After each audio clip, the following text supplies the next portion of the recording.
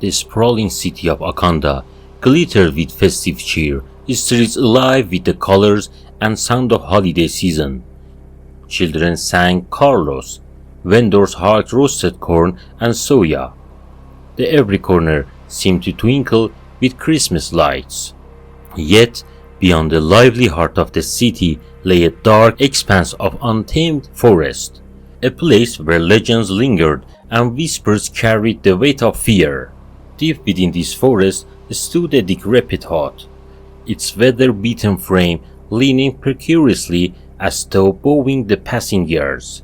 It was the kind of place that children dared each other to approach during the day and fled from as the sun set.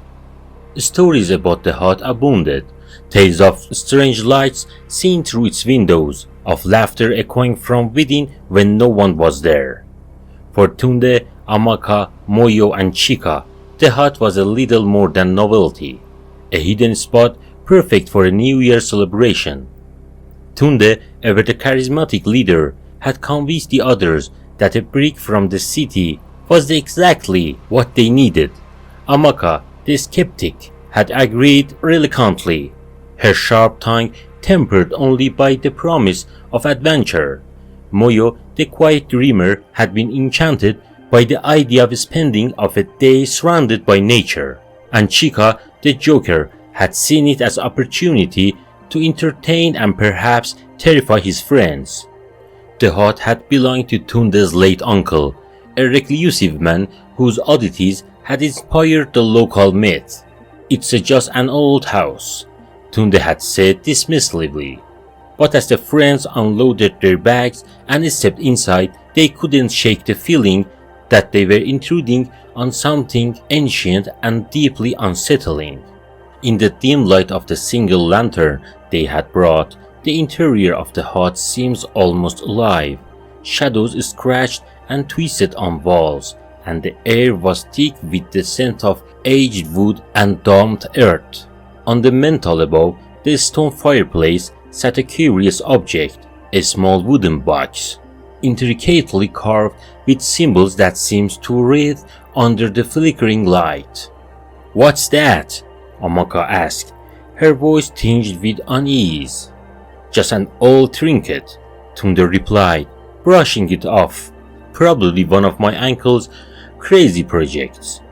But Moyo stepped closer, her finger tracing the strange carvings.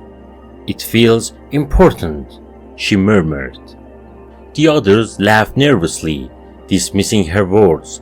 None of them knew the box held more than just old memories. It held a curse, waiting patiently to be unleashed. The drive to the hut had been filled with laughter and music. Tunde had crammed their luggage into his ancient van, the vehicle groaning under the weight of supplies for their 3 days' stay.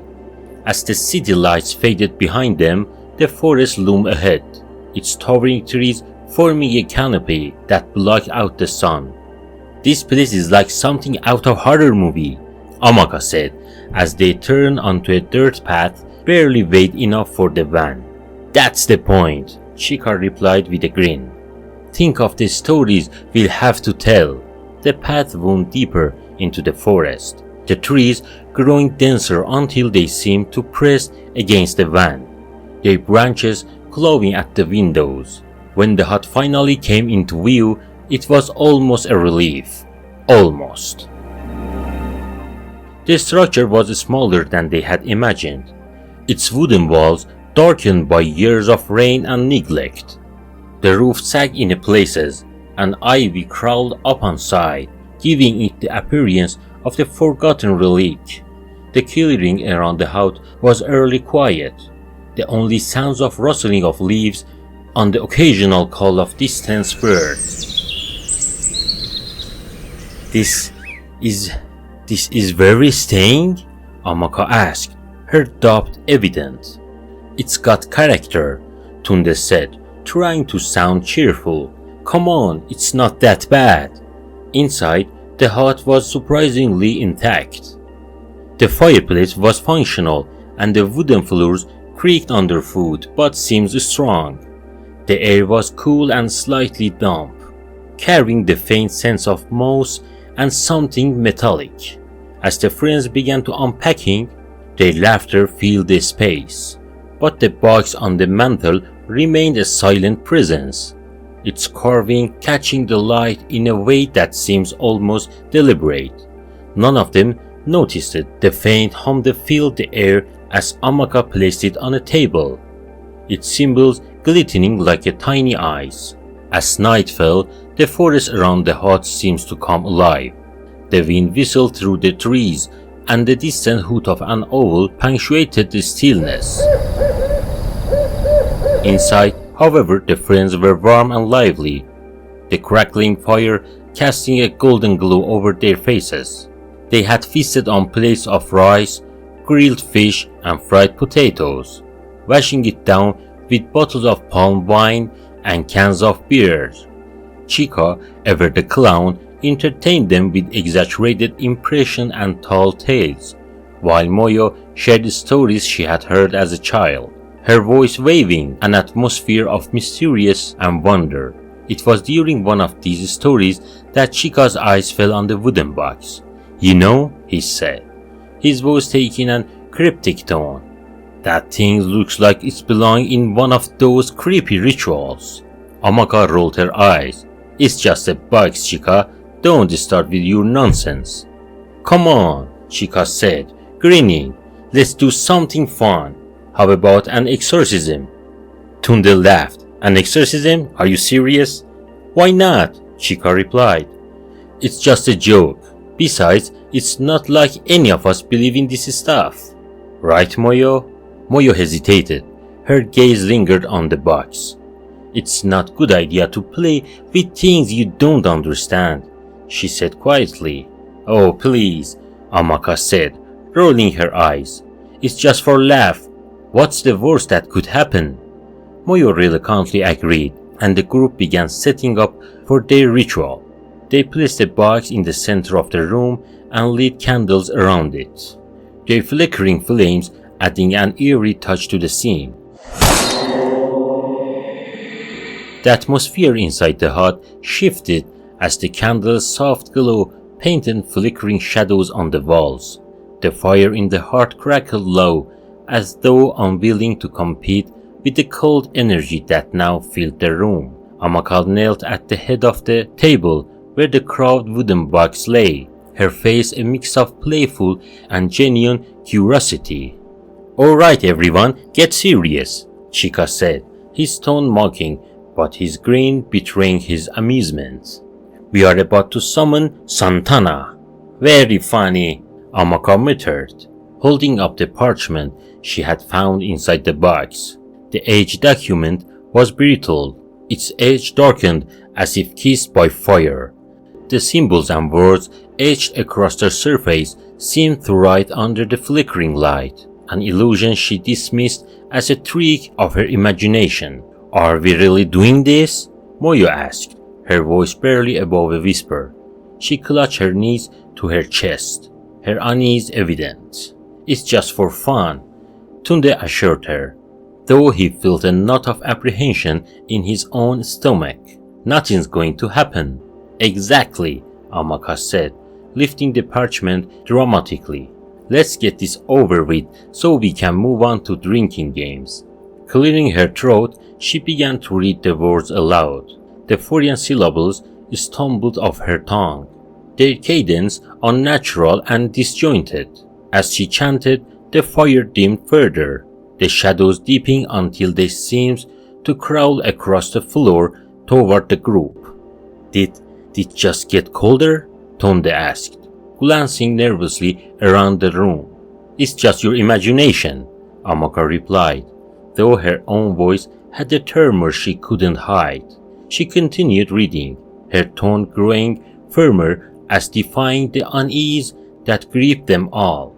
As the final syllables left her lips, a sudden gust of wind stamped out the candles and plunged the room into the darkness. The friends gasped, their voices overlapping in frightened confusion. "What the hell was that?" Chika asked, fumbling for his phone's flashlight.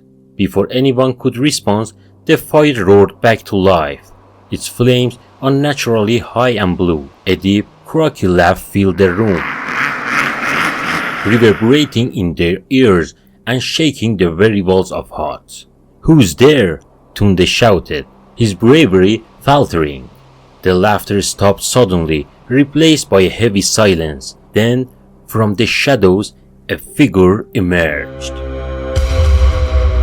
The figure was tall and hunched, its shoulders brushing the low ceiling of the hut. It wore a tattered red cloak that hung from its skeletal frame like a shroud.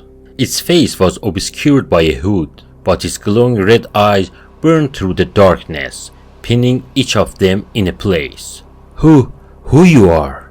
Amaka stammered, clutching the edge of the table for support. The figure tilted its head, the motion slow and deliberate, as if savoring their terror. When it finally spoke, its voice was like a grinding of stone against metal, deep and resonant. "You called me," it said, its grin spreading to reveal jagged, yellow teeth. "And now I'm here to deliver your last gift." "What gift?" Chika asked, his voice breaking as he backed toward the wall. "Your punishment," the figure replied, taking a slow step forward. Each footfall seems to shake the ground, the sounds echoing like thunder. The friends froze, their minds scrambling for logic, for an explanation, but none came. This wasn't a prank or a hallucination. The figure before them was real, and it radiated malaise. "Run!" Tunde shouted, snapping them out of their paralysis. He grabbed Moyo's arm and bolted for the door, dragging her with him. Amaka and Chika followed, their breaths coming in panicked gasps.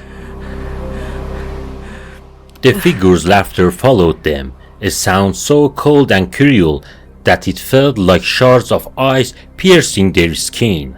The forest outside was a maze of shadows, the trees towering like silent sentinels under the pale light of the moon. The friends stumbled through the undergrowth, their breaths visible in the frigid air.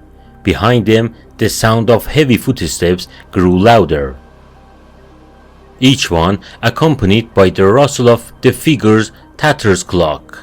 "This can't be happening," Chika cried, his voice trembling with fear. "This is not real." "Shut up and run," Tunde snapped, his own panic barely contained. Moyo tripped over a root and fell to her knees, her hands scraping against the frozen ground. "I can't," she sobbed. "I can't keep going." Tunde turned back, his face pale but determined. He dragged her to her feet. "Yes, you can. We are getting out of here." Amaka stopped, doubling over to catch her breath. Where do we go?" she panted.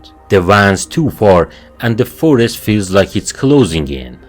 Before anyone could answer, the laughter returned, closer this time. The figure stepped into the field, its glowing eyes fixed on them. In one hand, it held a rustle sack that dripped with a dark, sticky liquid. "No one can escape Santana," it rasped, its grin widening. With a sudden burst of speed, it lunged toward them. The friends scattered, their instincts take over. Tunde and Moyo veered left, crashing through the underbrush, while Amaka and Chika sprinted in the opposite direction. Tunde held Moyo's hand tightly, his mind racing. "We need to find something, a weapon, anything. What can stop this thing?" Moyo cried, her voice breaking. Amaka and Chika stumbled into a small clearing, their breaths ragged. Amaka grabbed a large branch, wielding it like a bat. "If it comes, we fight," she said, her voice steadier than she felt. Chika nodded, his hands trembling as he picked up a rock. "This is insane."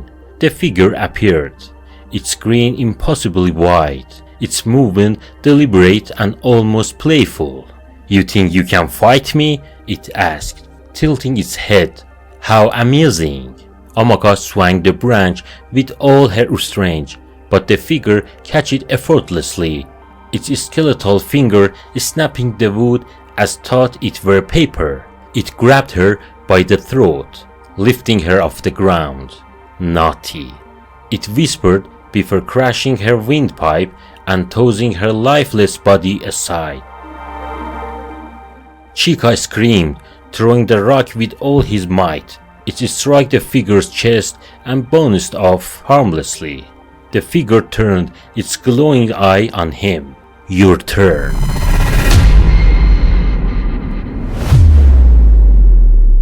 By dawn, the forest was silent. The clearing where the friends had made their stand was littered with blood and broken branches. The hut stood untouched, its door swinging gently in the breeze. Inside, the carved box sat on the table, its symbols now glowing faintly in the dim light. The fire in the hearth had burned out, leaving only cold ashes. The air was thick with the scent of blood and decay. The laughter that had echoed through the night was gone, replaced by an eerie stillness. Santana was nowhere to be seen, but his presence lingered like a shadow, a reminder of the price paid for summoning force beyond understanding. Kaya here, and I appreciate your presence today. If you enjoyed the story, don't forget to like, subscribe, and leave your thoughts. Goodbye for now, sweet friends. Stay blessed.